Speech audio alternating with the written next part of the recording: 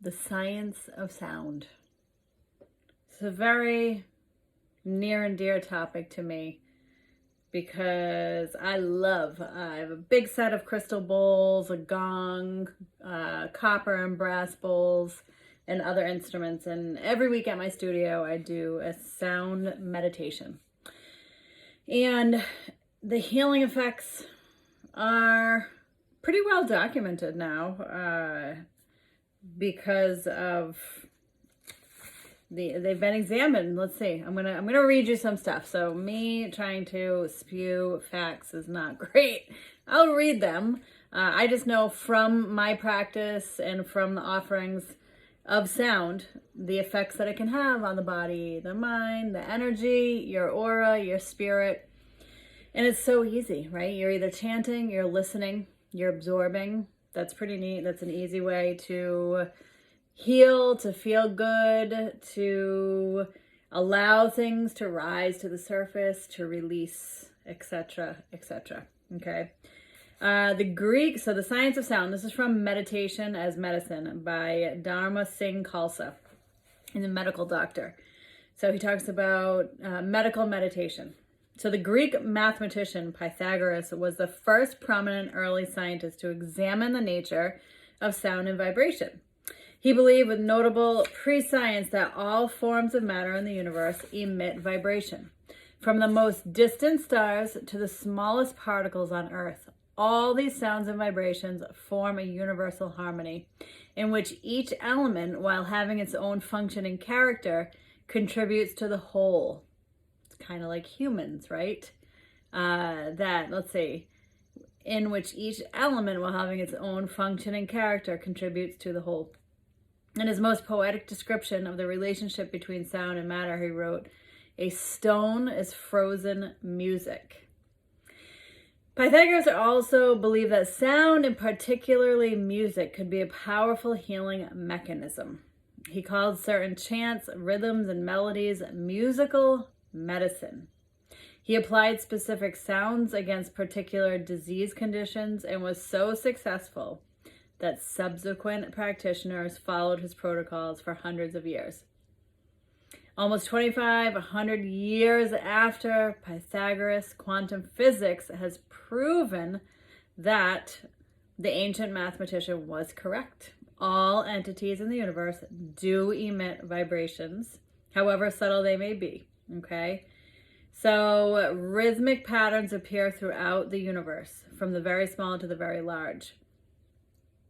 And that was physicist Free Toff Capra. Sorry if I mispronounced that. The Tao of Physics. So sound is healing. And then when we create sound with our mouths, we have all of these acupuncture nadis on the roof of our mouth. Or they connect to these energy lines in the body. So when we create sound, we're creating an effect.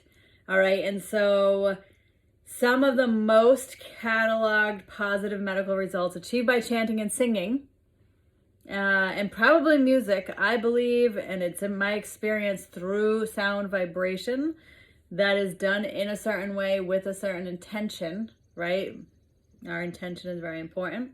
Lowered heart rate, lowered blood pressure, reduction of stress hormones, improved output of melatonin, increased lymphatic circulation, enhanced release of endorphins, increased immune system functions, increased production of interleukin-1.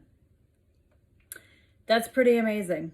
And there's a lot of stories in this book about how mantra and sound, when done on a regular basis, help to heal some pretty intense injuries and diseases. So let's work with it. It's one of the first things that I started with when I got into yoga 21, 22 years ago. I actually bought a Kundalini yoga DVD, and I had low back pain. And I was going through Reiki training at the time. I started to realize that my back pain was a response to some emotions held within the first chakra that have to do with family and tribe and grounding and whatnot.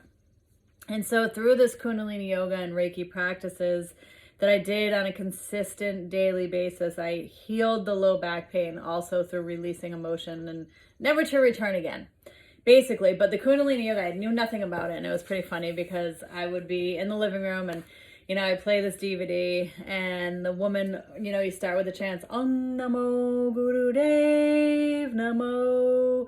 Really weird. That might even sound weird to you if you've never experienced any chanting.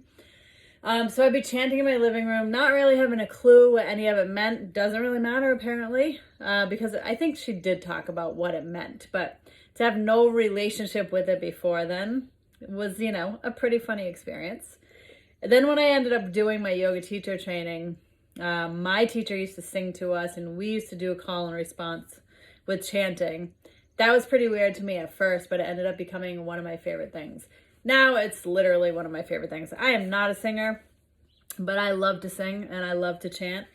My voice maybe got a little bit better over time. But anyway, so we're just going to go through a few of these medical meditation mantras that you can use in your own life. You can give it a try. Let it feel weird. Let it vibrate through your body. Let it resonate. Whatever, just experience something new, right? I know for myself and from seeing thousands of clients over the past lot of years, everyone is searching to feel better. Everyone wants to feel better. Everyone wants to figure out their life purpose. Everyone wants all these deeper questions answered. And what I have found, it's about exploration and doing the work. For me, the path is yoga, which is a very sort of broad path. Yoga encompasses many, many things, but it's always been yoga. And I always recommend picking one thing and sticking with it. So if any of these mantras resonate with you, hang out with it for a month. There's something to doing the same thing every day.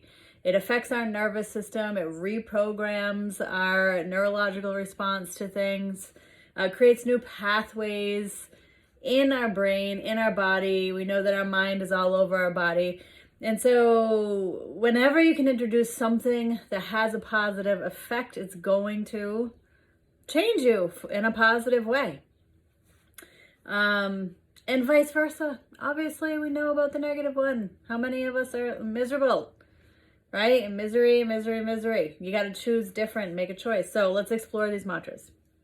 So the first one is the one that I just said. So Om Namo Guru Dev Namo. That's how I've always heard it chanted. This mantra is always the first that is chanted during a session of Kundalini Yoga or meditation, and is therefore referred to as the tuning into your higher self mantra. The literal meaning is, I bow before my highest consciousness. This mantra should be chanted loudly from the back of the nasal cavity and from the throat. As a rule, it's chanted in prayer pose with the hands near the heart, palms together, and knuckles of the thumbs pressed against the breastbone. All right, let's do that. Let's be weird. All right, who cares? So the thumbs of the knuckles pressed into the breastbone, hands. Let's sit up nice and tall so that spine can be long, the spinal fluid can flow, affecting our nervous system, which is everything. It connects to the chakras, all the organs, our energy, our emotions, and our aura, and the divine. We're going to take a deep breath in and then start the chant. So I'm going to do it 4 times. So you can hear me once, then we can do it 3 times together. And let's give it a whirl. Om Namo Guru Dev Namo. Try to do it on the whole exhale if you can. If you can't, just do what you can. Don't strain ever with any of this stuff, please. Ready? Together. Om Namo Guru Dev Namo.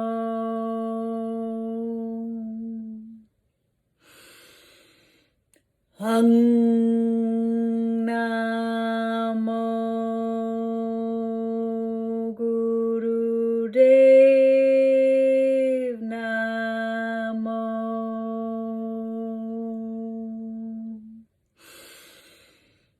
Om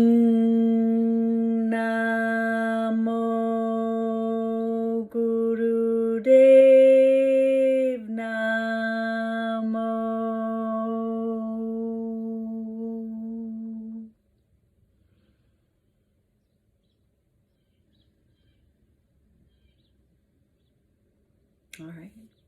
Wow, I felt that vibrate through my whole body. That is a very good feeling. I feel calm behind my eyes. I can feel the response just from those few times of chanting it. So I bow before my highest consciousness. That's pretty awesome. I bow before my highest consciousness. Imagine living from your highest consciousness. You're activating that honor of bowing before your highest consciousness, the part of you that is intuitive and that knows the kind of life that needs to be led in this lifetime. Another one that you've probably heard of is Om. This mantra is considered by some to be the most basic sound of the universe. It is composed of the three sounds Ah, O, and and refers in the Hindu tradition to the trinity of creation, preservation, and destruction. There is a passive element to this mantra that may not be appropriate for active Westerners who may be better served by the mantra Ong. Both Om and Ong have a strong vibratory effect. While Om refers to the force of creation, Ong refers to the creator, who is the doer of all actions. There is a passive element to this mantra that may not be appropriate for active Westerners who may be better served by the Om, which refers to the creator who is the doer of all action. Om. All right, well, we're going to do Om. I've always done Om. You can try Ong or Om. The beginning of the one that we just did was Ong, O-N-G. Ong Namo. So you could do Ong. You know, if you want, you can play around with it. But let's try Om. We're going to do Om. I'm going to do it once, then we can do it 3 times together. And we'll sit again. Let's this time, index finger, thumb, the tips of those fingers, other fingers are straight, palms up on your lap. Sit up nice and tall, drop the chin a little bit. I'll do it once, then we'll do it 3 times together.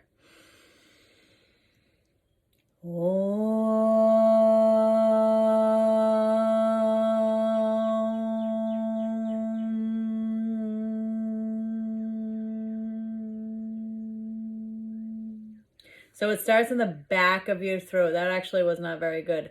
Ow, right? So it starts in the back. Ow. And then when you close your mouth, tongue presses up against the roof of your mouth. 3 times together, nice and tall. Remember, fingers are pressing. It helps to open the lungs more, obviously, the heart.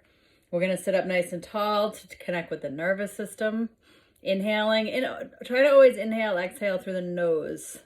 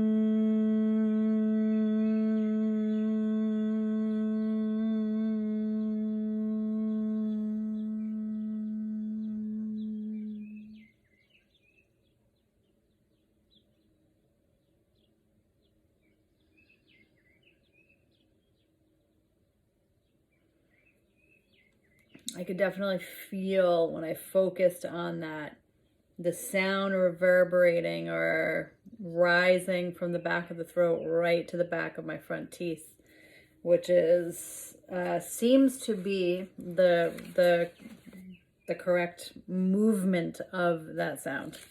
How did that feel for you? Let me know in the comments. And if you know anyone that might be interested, feel free to share this video. Always in the best interest of just enhancing all the questions that I get over the years of why do I feel this way? I want to feel better. What can I do? These are just things that you can do. Consistency is key, just like the Yoga Sutra video says. Yoga begins now. The only way to restrain the modifications of the mind, the things that we don't like, that the spinning of the mind, the monkey mind, all those things, is to practice. Practice is the only way. So here we are practicing.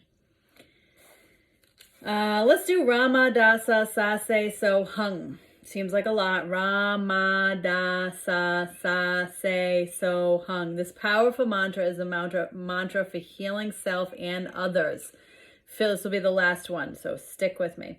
Filled with vibratory vowels and primordial sounds, it has an energizing effect upon the neurological and endocrine systems. The literal translation is as follows. Ra means sun. Ma means moon. Da means earth. Sa means totality of experience. So means personal sense of identity. And hung means the infinite vibration. When these words are combined, the essential meaning is I am thou. Another meaning is that the service of God is within me. If you wish to heal yourself with this mantra, imagine a glowing green light around you as you meditate. To heal others, imagine that the light is around them. Ooh, and there is more of this in a further chapter. I'll have to get into that with you guys. Okay, we're going to do it 4 times again. I'll do it once, and then this is more singy. I've always heard this one more sing-songy, so I'm going to do it how I've always done it. Again, I'm going to repeat it once, then join me in the 3 together. We'll sit up nice and tall. Let's bring our hands over our hearts and we'll imagine that light within ourselves. I think it was green light washing over ourselves, okay? Ramadasa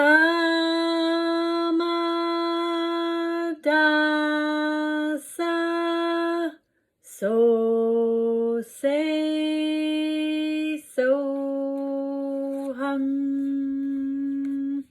I did it wrong. Let me do it again. Ramadasa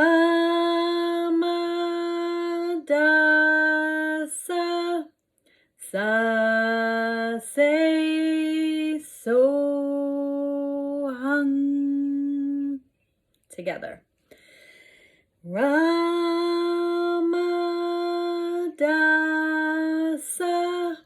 Sa Se So Hung. Try to get into it like you really mean it. Ramadasa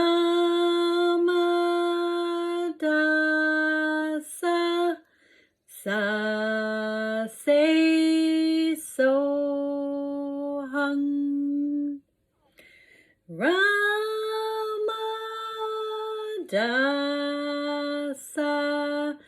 Sa Se So Hung.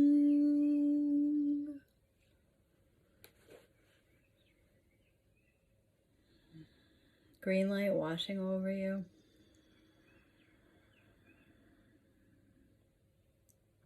Releasing attachment to outcome. Releasing attachment to outcome. So you can try chanting 1 or 2 of these every day for 3, 11, 22 minutes. It's usually in those kind of increments. Give it a shot. See how you feel. See how you feel. Be easy on yourself. Enjoy it. And yeah, do the thing. Do the thing that you know is going to make you feel good. Make that choice instead of the procrastination choice, right? Even if you don't feel good, just do it. Just do it. Put this video on, laugh at me singing, then just do it too, because who cares, right? Love, like, just expand that heart. All right, thanks for sticking around, and namaste. I hope that you enjoyed this video. If you haven't subscribed yet, go ahead and subscribe. Like I said, share. My mission here is really just to hang out with you and share these different things that I practice and that I'm learning about too. That's the best way for me to learn, is to share it along the way. It kind of holds me accountable, and when I share, I learn better. So that works, and I love hanging out with you. So, give me a comment. Let me know what you think. Let me know what you want to hear about. Let me know if you felt weird, and I'll see you soon. Namaste. Remember, I'm not a singer. I just like to sing.